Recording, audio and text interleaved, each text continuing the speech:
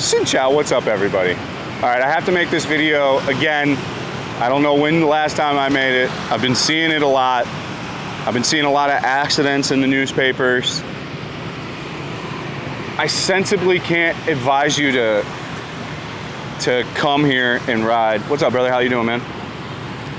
I can't sensibly tell you to come here and ride a motorcycle for your first time. It's absolutely a terrible idea. It is one of the worst and stupidest things you can do in your life. I'm not trying to be negative. I know people turn on YouTube to be positive. I'm not into this whole let's make negative videos and for clicks and stuff like this, but this is absolutely the worst place to come and like drive a motorbike for the first time. Why am I talking about this? For the second time in 2 weeks, I met a couple. One was a guy with a group of other guys. He broke his leg and his arm. And then another couple I met today, a guy and his gal, he broke his ankle and she broke her arm. All in the same place, by the way. They were all doing the same thing, the Hai Long Loop. So I mean, they never had any experience and they decided to forego the without a ride along and do the adventure themselves. So, you know, men do men things, of course. So, you know, both these people got in accidents that they'll remember for life because they wanted to have some kind of fun, cool motorbike journey in Vietnam because they see on the internet that that's a really cool thing to do. And yeah, sure, 9 times out of 10, probably you're gonna be absolutely fine doing this little motorbike thing in the loop up north. I haven't done it yet. We are gonna do it eventually on the channel. It's not a particularly big priority because it's a hugely covered YouTube topic already in Vietnam, so that's why I've never really been on it, but it's on the itinerary of stuff to do in 2024, so we're gonna get to it eventually this year. I would just be very wary of having this be your first motorbike experience. That being said, it is very easy to go and take a lesson, and wherever you are in America, probably at whatever town you're in. Certainly in every big city, you'll be able to sign up for a class, learn the basics of even a twist and go, and even a manual transmission motorcycle, and just get the basic handles of it. I absolutely recommend you take a class before you come here and do that. So I have no problem with maybe that being your first real big motorbike journey, but you really need to get some experience under your belt, boys and girls. It is absolutely, in my opinion, and by me, not advised to go rock away like the free world on your first journey on the loop and you know, have something bad happen to you. Or even, or ride around in Saigon traffic. These are not things that I recommend for people that are faint of heart. Now, if you are an experienced bike rider, so if you have a motorcycle and you've ridden for years, even if you're a weekend warrior and you've ridden for a long time, you should be just fine. I'm not gonna tell you to not rent one and do whatever you want. That's a totally different thing.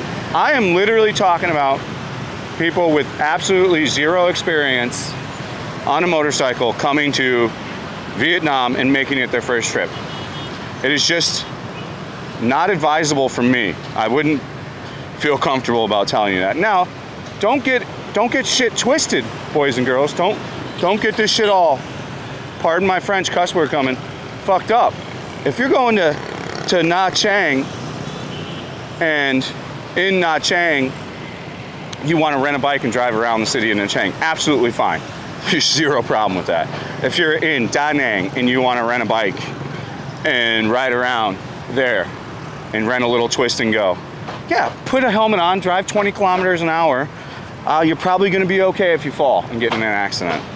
And truth be told, you're probably going to be okay if you get in an accident in Saigon too, because you're not going to be going that fast. You are going to get hurt going any kind of speed outside of the cities possibly, and even here. You just need to be a bit cautious, you know. So really the quick summary of what we've gone over so far, if you are an experienced rider, no problem. I do not feel that you need any kind of special motorbike in Saigon, Hanoi, or any of these cities. If you're just doing normal city riding, get a twist and go scooter, something that has good brakes. Test the brakes when you rent it. Make sure the brakes work, because they often give bikes with bad brakes or just shitty bikes. Try to, in fact, not get the crappy bike at all. So when you try to negotiate the bike, I tend to always have my hotel get them now. I don't look around for bike services at all. I stopped doing that years ago. Every hotel and almost everywhere I've gone, Southeast Asia, has a service that they know with a guy for a bike. So I just have them get that, and then I tell them I don't want the crappy one. So that circumvents a lot of problems with getting the shitty bike. So that you should be okay on. But even that, if you have the opportunity to really take your time and practice somewhere, I recommend it. And of course, if you are going to adventure around Vietnam, you know, wear some equipment for sure. Don't just wear a half helmet and think you're going to go driving thousands of kilometers and nothing bad's going to happen to you. And then when something does, be like, oh shit, I should have worn gear. So I couldn't recommend gear enough, especially when you're doing long trips or traveling at any kind of length. In fact, you should be wearing a full helmet, but I am not a proponent of a full helmet in Saigon, Ho Chi Minh, in Da Nang, in any of the cities. I wear a half helmet. It's just way too hot, and it's almost not feasible to wear a full helmet like that. So I tend to wear a half helmet. I don't particularly drive that much anymore. The most I drive is usually when I travel now. I don't actually drive a whole heck of a lot here. We drive around the weekend. I pick her up from work. I take her to work. That's really it. You know, we've consolidated everything down to one scooter. Like, we both had motorcycles. We never drove them. So I think it's a wasted purchase for a lot of people, especially if you position yourself right geographically, you know, wherever you're living. But I don't even drive much. And truth be told, if you're just going to all these big cities, you don't need to have a bike in Saigon. You do not need a bike in Hanoi. You do need a bike if you want to explore Da Nang. You do need a bike if you want to explore Nha Trang, Hoi An, possibly. You know, all those kind of smaller cities, go ahead and get a bike for exploring. Don't drink and drive. Drive slow, wear your helmet. Always, always wear your helmet. I don't care if you're going 3 feet, wear your helmet. Most accidents happen very close to your house or where you're most comfortable driving and doing stupid shit. So just put a helmet on. It's not gonna kill you. And again, I'm not trying to scare you or be a Debbie Downer. I'd be like, meh. I just, you know, don't like seeing people have their memory is, you know, breaking their leg in the loop because they wanted to be a motorcycle adventurist. When, by the way, in the loop, you can rent a guy to ride on. If you're not comfortable, sure, it's not as cool, boys. But if you ain't comfortable with that shit, dude, ride on the back with a Vietnamese dude and let him take you, dude. Just make sure you don't leave him with your girlfriend at night, dude. But yeah, that's really it. I think you gotta use your head, be safe. If you have an opportunity to get some training in, if you really wanna make this your place to ride a bike, definitely do it ahead of time. That is my biggest piece of advice. If you want more amazing tips and tricks and even more Fat and Broke, sign up for the patreon.com/fatandbroke.